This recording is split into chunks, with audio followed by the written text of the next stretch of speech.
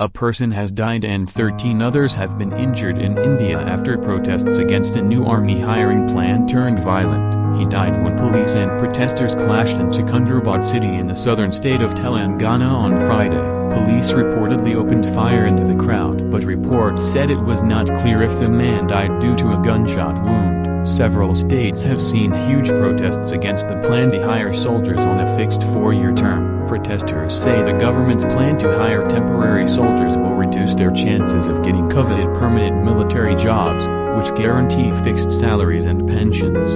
Young people in India's smaller towns and villages prepare for years to become soldiers in the armed forces as the job brings prestige, a regular income and for some, a way out of poverty.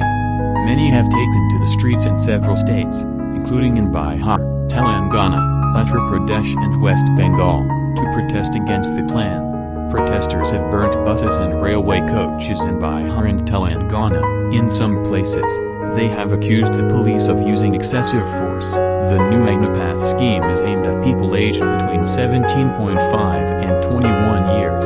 It says that successful candidates will join the armed services for 4 years, after which only 25% of them will be retained. The soldiers will go through training for 6 months and then will be deployed for 3.5 years. During this period, they will get a monthly starting salary of 30,000 rupees, $384 a pound 316, along with additional benefits which will go up to 40,000 rupees by the end of the 4-year service. The reform announcement is aimed at cutting the Army's expenditure on ballooning salaries and pensions, which consume more than half of its budget, and freeing up funds to modernize the forces. The government said this would also enhance the youthful profile of the armed forces. Protests against the scheme began in the northern states of Uttar Pradesh and Bihar earlier in the week, but they have now spread to several other states. In Telangana's Secunderabad city, hundreds of young candidates entered a railway station. Some of them reportedly set shops and coaches on fire. Some protesters told the BBC that around 2,000 of them had arrived at the railway station.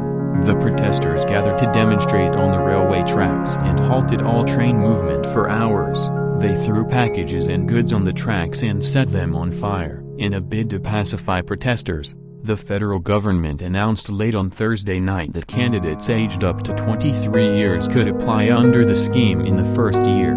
On Friday, the government also shared posts on social media, explaining the various opportunities it said would be available to short-term soldiers after they've finished their stint.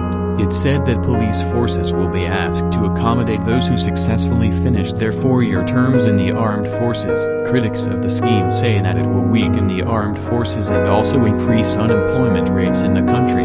It's a foolish move, one that could affect the efficiency of the security forces, said retired Major General Sheanand Singh. Saving money is good, but it should not be done at the cost of defense forces. If you go to war with an experienced soldier, will a person with 4 years of training be able to replace him on his death?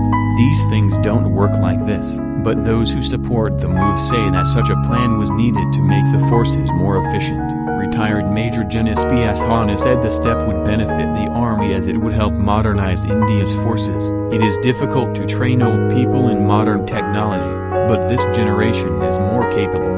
This plan will give freedom to the army to keep the best 25% of the soldiers and let the rest go.